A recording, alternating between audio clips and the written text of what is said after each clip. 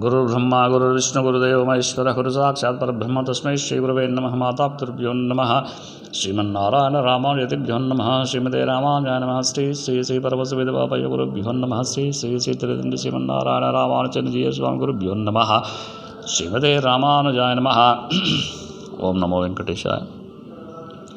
తుమ్కుంట స్వయంభూ సింహముఖ శ్రీ కళ్యాణ వెంకటేశ్వర స్వామి క్షేత్రంలో ప్రతిరోజు వేద పఠనంలో భాగంగా ఈరోజు వేద పఠనం.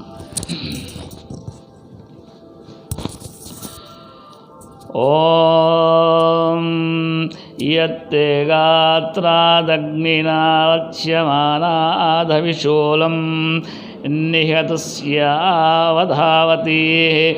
మా తద్భూమ్యామాశిషన్మాతృణేషు దేవేభ్యస్తదుషద్యో రాధవస్తు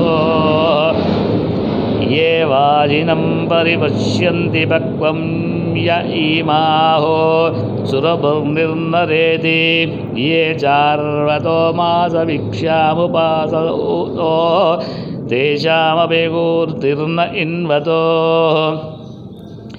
ఎన్నేక్షణం మాం సజన్యాః ఉఖాయా పాత్రాని యోష్ణ ఆసేచనాని ఊష్మన్యాపిధానాజరూనామంగాసూనా పరిభూషంత్యశ్వం నిక్రమణం నిషధునం నివర్తనం యచ్చ పడ్జీషమర్వతః యచ్చ వపౌ యచ్చ హాసిన్ జగాసర్వాతాతే అభిదేవేశ్వస్తు మాత్వాగ్నిర్ధనయీత్ ధూమగంధిర్మోఘా భ్రాజంచ వివిక్తజగృహ ఇష్టం నీతమభిగూర్ధం వషట్కృతం తం దేవాసహపతి గృహ్ణन्तశ్వం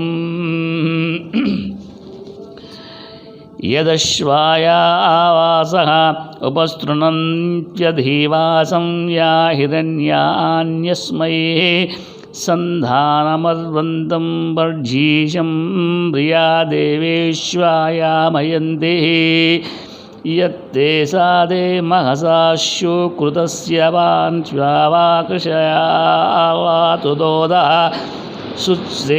శుచేవతా హవిషో అధ్వరేషు సర్వాతాదే బ్రహ్మణా సుదయామే చతుస్త్రిశం శతవాజినో దేవబంధోర్వక్రీః రశ్వస్య స్వధితి సమేది అచ్చిద్రగాత్రావయునా కృణోతమరుష్వరుణోష్వావిశస్తః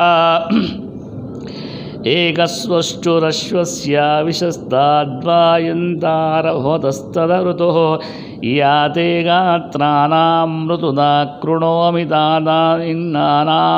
ప్రజుహోమ్యజ్ఞో మాత్వా తపత్ప్రియా ఆత్మా ప్రియంతం మాస్వాదితిస్తన్వః అతిష్ఠివత్తే మాతే గృద్నుర విశస్తాదిహయచ్చిద్రాగాత్రాన్యసినామిదుఃఖః స వా ఉ ఏతన్మ్రియస్తే నరిష్యసి దేవా ఇదేశీవదితి సుగేభిః హరితే యుజ్ఞా పృషతి అభూతాముపాస్తాద్వాజిధురిరాసభ్యः రాసభస్యः సుగవ్యం నో వాజీశ్వస్యం పుంసపుత్రాः ఉత విశ్వాపుషం రయిం అనాగాస్త్వం నో అదితి కృణోతు క్షత్రం నో అశ్వో వదతాం హవిష్మాన్.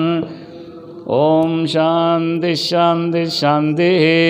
ఓం సహనా భవతు సహనో భునక్తు సహ వీర్యంకరవావహై తేజస్వినామవధీతమస్తు మా విద్విషావహై.